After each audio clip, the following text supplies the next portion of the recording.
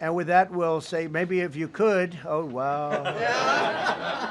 We could be here all day long. If you could, if we could keep the first questions perhaps to this subject, and then we'll go on to a few others. Please. Mr. President, thank you so much. Can you talk about how personal of an issue this is? You talked about flying over the Washington Monument and seeing the pride of what D.C. is, and do you believe that the status of the city, the cleanliness, the way that crime is low, is a direct reflection on how the country is run? Yeah, I do. I think the Capitol, look, everyone comes here. They're all coming. All the leaders, they're all wanting to come. And I say it, I've said it again, but I'm really just quoting other leaders from NATO, from the Middle East, King of Saudi Arabia, Qatar, UAE. I was over there. We brought back $5.1 trillion of investment into our country. But I was, a month and a half ago, I was at NATO. We had a great thing. They agreed to put up 5% instead of 2%. 2% they didn't pay, 5% is already paid. We had a great meeting, and they all said the same thing. They said our country was dead. They thought our country was gone. 1 year ago, they said your country was dead. And now you have the hottest country anywhere in the world. We do. We have the hottest country in the world right now. The tariffs have helped. It's given us not only the money, it's billions, trillions of dollars of money, but it gives us great power over enemies. We solved 5 wars with Pakistan and India. We just solved one. Azerbaijan and, as you know, and Armenia. War was raging for 37 years. And the 2 leaders got up and they said, we never thought this would be solved. Russia tried to solve it. They all tried to solve it. It was a very tough situation, but we got it done and got it done. And I said to the 2 men, I said, are you guys friends? And they had a hard time. You know, they've been killing each other for 37 years, right? One was there 5 years, one was there for 22 years. He said, my whole life I've been fighting this war, and you got it solved. But we did many of those. We did in the Congo and Rwanda. That's been going on for 30 years. 8 to 9 million people killed that they know of, but it was raging, and we got that solved. We got a lot of them done. It's a great honor. But you want to have, when they come, the leaders come to our country to sign documents that the war is over or whatever, or for other reasons. They come for trade. And you want them to come through so beautifully. You ride down those roads, everything should be perfect. You shouldn't have medians falling down into the roadway. Median, you know, the metal things that are always, somebody had a great lobbyist, because I've never seen them look good. I've been looking at those things with the little, right? They're always broken and bad, but here they're really bad. And we're going to either put new or fix it, and it's not expensive. It's not really expensive. We're going to fix our roads a little bit. We're going to clean up our sidewalks. You have countries where every Saturday the people go out and they wash their sidewalks in front of their stores or their houses. They scrub their sidewalks. So we aren't quite at that level yet, I don't think, Gaddy. We're not quite there yet, but maybe we will. They go out and they scrub. I think it's so beautiful to hear that and to see those stories. But we're going to make it clean. But just to finish with your question, it's a very, very strong reflection of our country. And when they see a bad city, you know, my father always used to tell me, I had a wonderful father, very smart, and he used to say, son, when you walk into a restaurant and you see a dirty front door, don't go in, because if the front door is dirty, the kitchen's dirty also. Same thing with the Capitol. If our Capitol's dirty, our whole country is dirty, and they don't respect us. So it's a very good question, actually. Mr. President, sorry. Question for you on the specific issue. Do you expect more cities to follow DC's path if this goes through? So the idea is that Chicago, LA, San Francisco, would they expect similar action what we've seen in DC? And the other question, sir, there's reporting that the administration is going to reclassify marijuana. Would that send mixed messages that if marijuana is okay, some drugs are okay, but we're trying to clean up crime? How do they go hand in hand? We're only looking at that. That's early, but you know, somebody reported it, which is fine. We're looking at it. Some people like it, some people hate it. Some people hate the whole concept of marijuana because if it does bad for the children, it does bad for people that are older than children. But we're looking at reclassification, and we'll make a determination over the next, I would say, over the next few weeks. And that determination hopefully will be the right one. It's a very complicated subject, the subject of marijuana. I've heard great things having to do with medical, and I've had bad things having to do with just about everything else. But medical and, for pain and various things, I've heard some pretty good things. But for other things, I've heard some pretty bad things. The other part of your question, I mean, we're just going to see what happens with it all. We're going to have a tremendous success in what we're doing. Other cities are hopefully watching this. They're all watching, just like everyone's watching here. They're all watching, and maybe they'll clean up, and maybe they'll do this and get rid of the cashless bail thing and all of the things that caused the problem. I mean, if you go back, this whole thing with cashless bail is a disaster. So many problems came that we never had before. So they're watching us today, and if they don't learn their lesson, if they haven't studied us properly, because we're going to be very successful. I have zero doubt about that. It's going to be. It's a question of will it be really fast, like the border. Everyone said, they used to say, Biden used to say, I need legislation. I didn't get any legislation. I called up our people, and we did a great job. Tom Homan was great. As you know, our secretary did a great job. They did a great job. There's no games. They didn't play games. And we're going to have the same thing here. But then I'm going to look at New York in a little while. Let's do this. Let's do this together. Let's see. It's going to go pretty quickly. And if we need to, we're going to do the same thing in Chicago, which is a disaster. We have a mayor there who's totally incompetent. He's an incompetent man. And we have an incompetent governor there. Pritzker's an incompetent. His family threw him out of the business, and he ran for governor. And now I understand he wants to be president. But I noticed he lost a little weight, so maybe he has a chance. You never know what happens. But Pritzker's a gross incompetent guy, thrown out of the family business. But when I look at Chicago and I look at L.A., if we didn't go to L.A. 3 months ago, L.A. would be burning like the part that didn't burn. If he would have allowed the water to come down, which I told him about in my first term, I said, you're going to have problems. Let it come down. We actually sent in our military to have the water come down into L.A. They still didn't want it to come down after the fires. But that was it. We have it coming down. But hopefully L.A. is watching. That mayor also. The city's burning. They lost like 25,000 homes. I went there the day after the fire. You were there.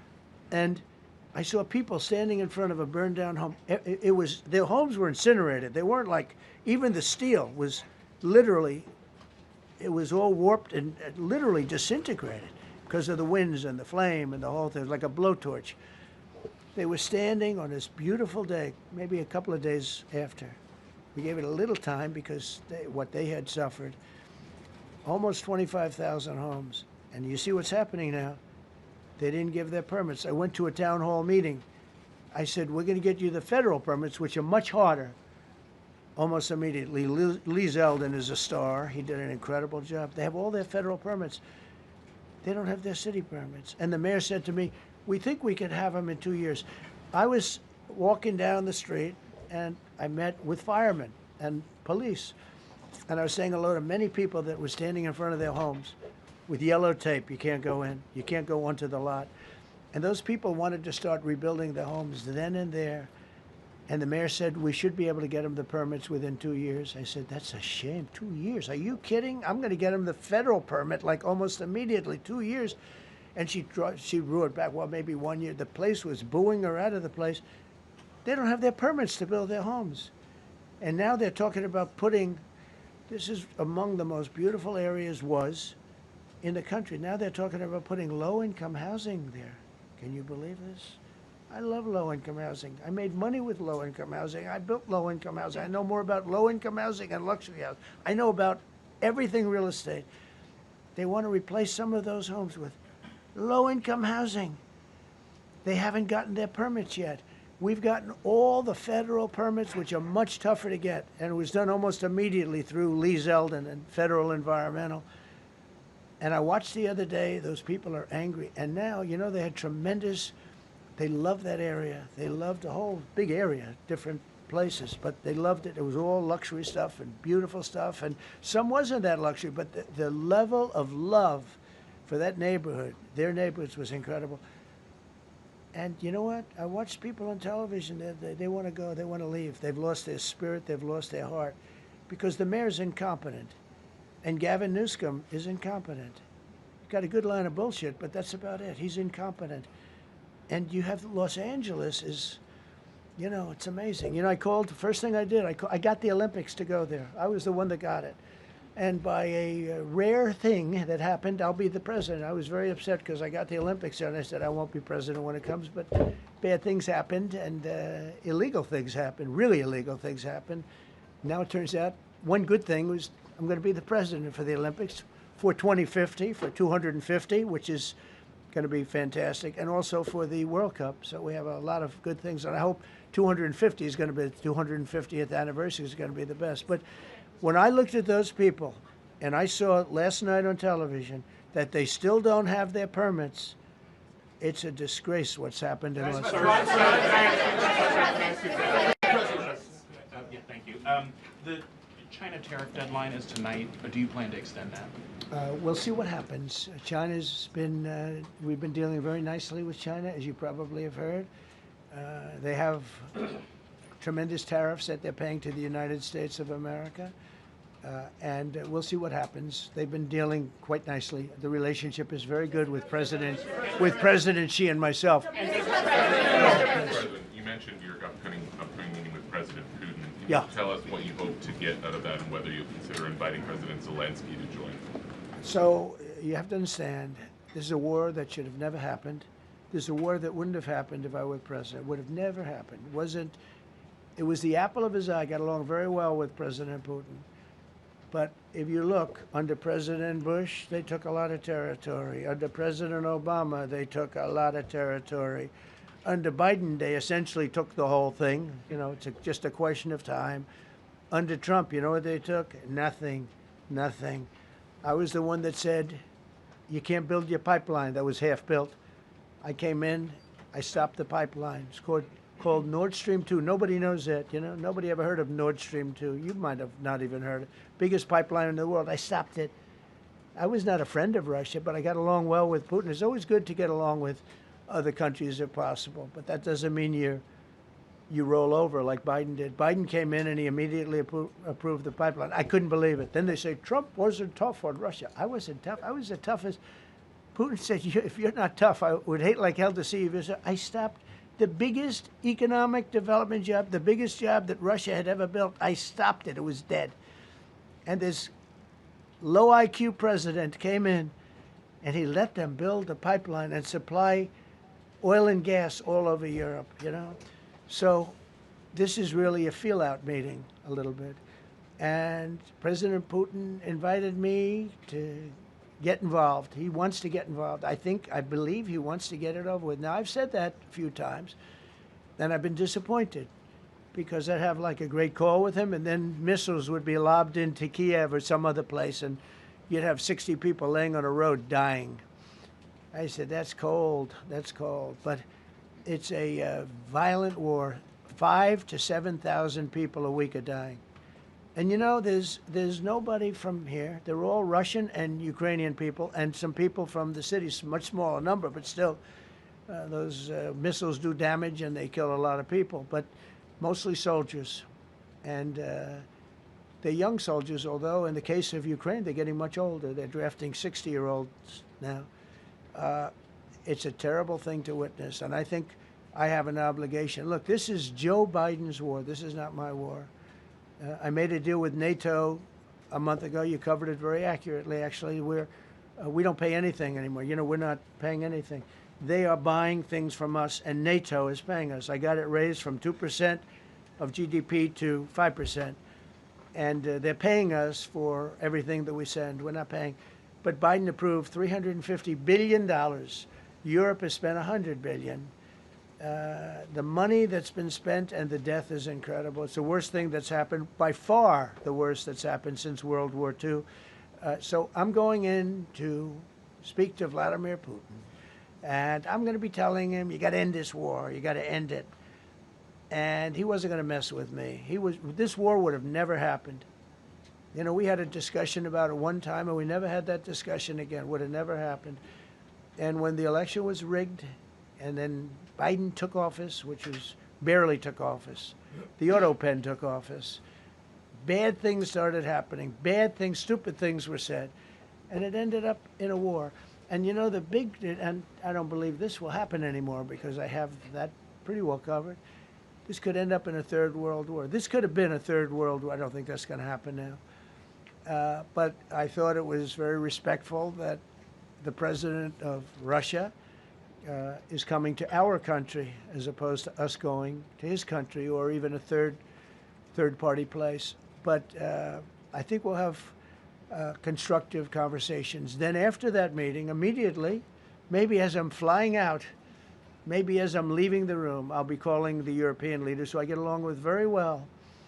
And, you know, I have a great relationship, I think, with all of them.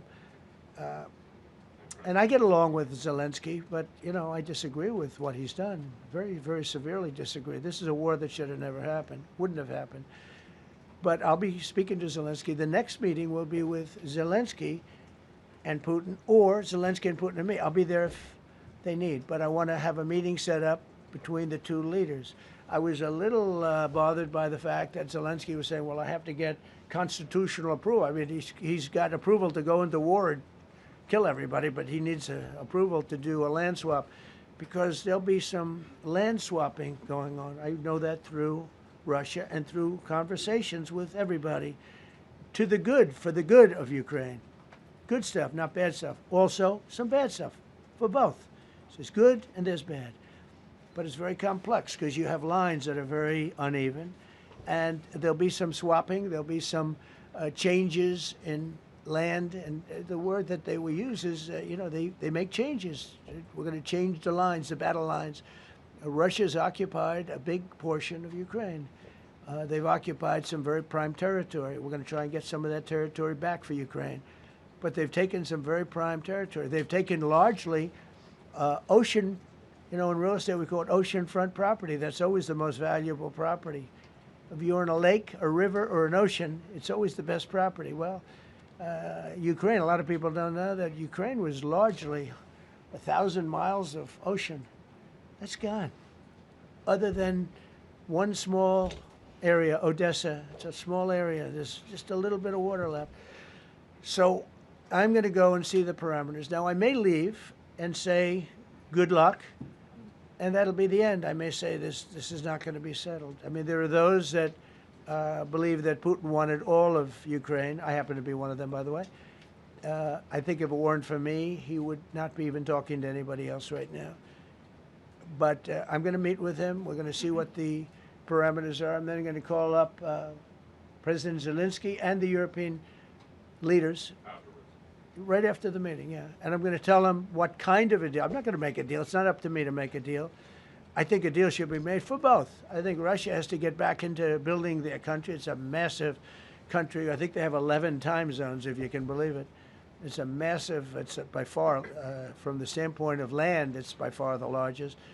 They have tremendous potential in Russia to do well. They're not doing well. Their economy is not doing well right now because it's been very well disturbed by this. It doesn't help when the President of the United States tells their largest or second largest oil buyer that we're putting a 50% tariff on you if you buy oil from Russia. That was a big blow. And then they say, gee, he wasn't so tough. Nobody else would have done that. And I haven't stopped there. I mean, look, I was all set to do things far bigger than that, but I got a call that they'd like to meet, and I'm going to see what they want to meet about. I'd like to see a ceasefire. I'd like to see the best deal that could be made for both parties. You know, it takes two to tango, right? So ultimately, I'll have a meeting next week. I had a great relationship with him, considering the fact that, you know, I was not nice to him because of the pipeline. I ended the pipeline. I also gave the javelins. Do you ever hear of a javelin? Javelin is called a tank buster. They say that Obama gave them sheets and I gave them javelins. If it weren't for me, all those tanks that were destroyed at the first days of the war because the tanks got stuck in the mud. Some commander made a better. You know, they would have been in Kiev in 4 hours, going down the highway. But a Russian general made a brilliant decision to go through the farmland instead. And they just had torrential rains, and the rains were so bad, and it was mud, and those tanks got stuck in the mud. I don't know who that general is, but knowing Vladimir, he's probably not around any longer because all those tanks were stuck in the mud, and they went along with the javelins. I gave them the javelins. You know that, right? I gave them javelins. They gave them sheets. But I'm going to meet with President Putin, and we're going to see what he has in mind. And if it's a fair deal, I'll reveal it to the European Union leaders and to the NATO leaders and also to President Zelensky. I think out of respect, I'll call him first. And then I'll call them after. And I may say, lots of luck, keep fighting. Or I may say, we can make a deal. If not, I will tell you this. I've seen a poll coming out of Ukraine. 88% of the people would like to see a deal made. And if you go back 3 years, everybody was gung-ho for war. You know, everybody's gung-ho for war until you have it. It's an amazing thing. I had it with a couple of countries where I couldn't get a deal done with one particular country. And I just couldn't. The guy's great. He's a friend of mine. Great. Good leader. Tough as hell. I couldn't get the deal done. And then he went into war for a short period of time. You know where I'm talking about. First term. And it was nasty. Guys being killed all over the place. And he went through 1 week of war, and I was able to get the deal done. He said, this is nasty. Yes, please. Yeah, just to follow up on what you were saying there. First of all, Volodymyr Zelensky is not invited on Friday? He wasn't a part of it. I would say he could go, but he's gone to a lot of meetings. You know, he's been there for 3.5 years. Nothing happened. And what is the definition? I mean, do you want somebody that's been doing this for 3.5 years? What's the definition of a good deal? I'll tell you after I hear what the deal is. Because there could be many definitions. You know, you're talking about a very large and complex situation. Now, I tell you, the war that I just settled with Azerbaijan and with, as you know, in Armenia was almost as complex as this one, having to do with routes, trade. Meeting on Friday with Vladimir Putin? Well, we're going to have a meeting with Vladimir Putin, and at the end of that meeting, probably in the first 2 minutes, I'll know exactly whether or not a deal can be How will you made. know that? Because that's what I do. I make deals. Mr. Yeah, please, go ahead. Yeah, thank you, Mr. President. I'm going to ask you 2 questions, one about China, one about Russia, if I could. On China, your administration agreed to send the most advanced or advanced NVIDIA and AMD chips. No, obsolete. No. Obsolete chip. Well, and then 15% of the You profits mean the come back. 20s? No. This is an old chip that China already has.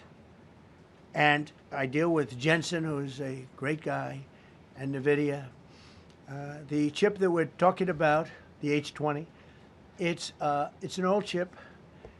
China already has it in a different form, different name, but they have it.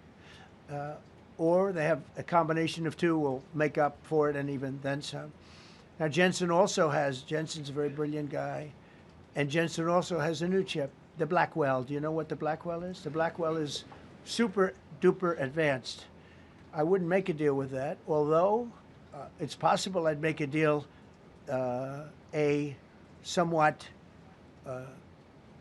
enhanced in a negative way Blackwell. In other words, take 30% to 50% off of it. But that's the latest and the greatest in the world. Nobody has it. They won't have it for 5 years. But the H20 is obsolete. You know, it's one of those things. But it still has a market. So I said, listen, I want 20% if I'm going to approve this for you, for the country, for our country, for the U.S. I don't want it myself. You know, every time I say like 747, I want, yeah, for the Air Force. So I just wanted, so when I say I want 20, I want for the country. I only care about the country. I don't care about myself. And he said, would you make it 15? So we negotiate a little deal. So he's selling a essentially old chip that Huawei has a similar chip, a chip that does the same thing. And I said, good, if I'm going to give it to you, because they have a, they have a stopper, what we call a stopper, not allowed to do it. It's really known as a restrictive covenant. And I said, if I'm going to do that, I want you to pay us as a country something, because I'm giving you a release. I released them only from the H-20. Now, on the Blackwell, I think he's coming to see me again about that. But that will be a unenhanced version of the big one. Like, I don't know if you know it, we will sometimes sell fighter jets to a country, and we'll give them 20% less than we have. Do you know what I mean, right? That's the same. So on Russia, do you see a time, Mr. President, when there could be normal trade between the U.S. and Russia? Should your meeting go well, should there be peace? I do, yeah. Russia has a very valuable piece of land. If Vladimir Putin would go toward business instead of toward war, you know, it's a warring nation. That's what they do. They fight a lot of wars. A friend of mine said Russia's tough because they just keep on fighting. They beat Hitler, so did we. And they beat Napoleon. You know, they've been doing this for a long time. I asked a question to a very, very smart man that some people like and some people don't like. Viktor Orban, right? From Hungary, the head of Hungary. And he's in that same area and knows the two countries very well. I said, this was before Biden didn't do anything to get us out of it. He could have gotten us out of that. It would have never happened. I said, so can Russia be beaten by Ukraine? He looked at me like, what a stupid question. He said, Russia's a massive country, and they win their country, and they win their life through wars. They fight wars. That's what they do. He said, China beats you with trade. Russia beats you with war. That was a very interesting statement. China's not beating us with trade, not when I'm in charge. But they were beating Biden with trade, but they never beat us with trade. Don't forget, China had to pay $400 billion worth of tariffs when I was last time. That was last time. And if we didn't have COVID, all of this stuff we would be loaded. We're finding hundreds of billions of dollars of cash is pouring into our country now because of tariffs. And all we're doing is we're doing what they do to us. It's so beautiful to see it. They found last month, as you saw, $25 billion of excess cash flow. They're saying, where did it come from? I said, I'll tell you where it came from. It came from a place called tariffs, and we're doing very well. We're really doing well. But I expect to have a meeting with Putin that I think it'll be good, but it might be bad. And I'm here for one reason, to get rid of a war that somebody else started. Should have never happened. And if I could end it, great. Complex war, a lot of bad blood, But Zelensky's been there for 3.5 years. So if you put him in a room, now I will say this, ultimately I'm going to put the two of them in a room. I'll be there or won't be there. And I think it'll get solved. Yeah, please be happy. Thank you, Mr. President. Excuse me, I'm going to suggest, because do you have any other questions on DC? Because I don't want them to be. Wait. These are incredible people. I don't want them to be standing up here on subjects. Does anybody have a question of them? And then you guys can leave. Okay, a question. Brian, go ahead. Thank you, Mr. President. All right. And by the way, this is only on DC, and then they're going to leave because it's unfair to have them stand up here all day long. I agree. Brian. I've got two questions for you. First, about DC. This is personal for me as well. Last year, I was robbed on the streets by one of these teenage thugs. Had a gun, got away with it. Let's talk about the effort that between law enforcement, prosecutors, and judges, because it's a recycling belt. Like, these kids go, they don't fear the police. They know it. If you talk about how we've got to get these judges and put these kids behind bars, Right. Adult crimes deserve adult penalties. And my second question, I'll after you answer that, please. You want me to answer Or it? whoever wants to take it. Okay, it's real. Do you want me to answer it? Here's the problem. Assuming that they're 17 years, older than 17 years old, I can get the case. If they're under 18 years of age, I can only get the case if it's murder, rob one, rape, or even if they shoot a gun but don't kill you, I can't get it. So the law has to be changed. As the president said, counsel's bail. That has to be changed. All right, then even assuming I get the case, I get jurisdiction, I get a conviction, the DC Council has given the judges the ability to give probation on shootings. And so then it's up to them. All of these things, the Youth Rehabilitation Incarceration Reduction Act, and now they want to seal records. So if we work hard, we get a conviction, they want to wipe it out. So that needs all to be changed. Okay, Mr. Question. Pam, would you answer that also? Yeah, and just back to that topic, let's be clear though, we're going to charge them and we're going to track every single thing they do throughout every step of the court process and report back to you and let all of you know what's happening to them, because the people who are prosecuting them, the judges who are trying them, they also need to be held accountable. Mr. President, you also made a comment. You made a comment when you walked out here. This is the most people we've ever seen in this briefing. I've never seen ever, right? I've never seen any. Where's Caroline? Where's my superstar? Caroline. Is Caroline in the back? Where's Caroline? Come here, Caroline. Come here, Caroline. Come here. Is she doing a good job, by the way? Come here, Caroline.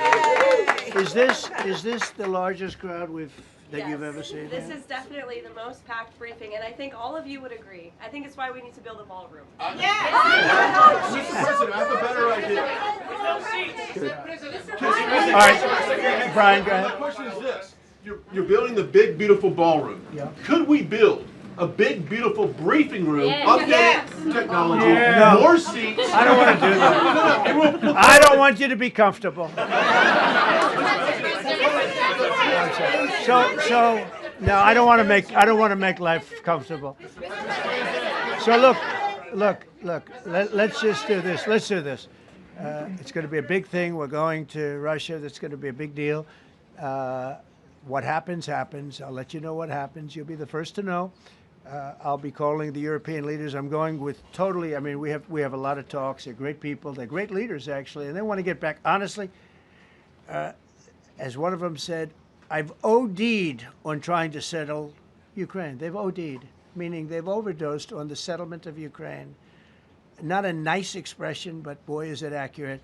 They're tired of it. They want to get back to spending money on their countries. You know, Biden gave them $350 billion. Europe gave $100 billion. It should be much more than that. Shouldn't have been that kind of, they should have had equalization, but they didn't. But you know what? Still a lot of money. They want to get back to building their own countries. They really want it resolved. My relationship with the European leaders, as you saw, is extremely good. It's perfect. It's beautiful. Wait. And we're going to try. I'll be in touch with them.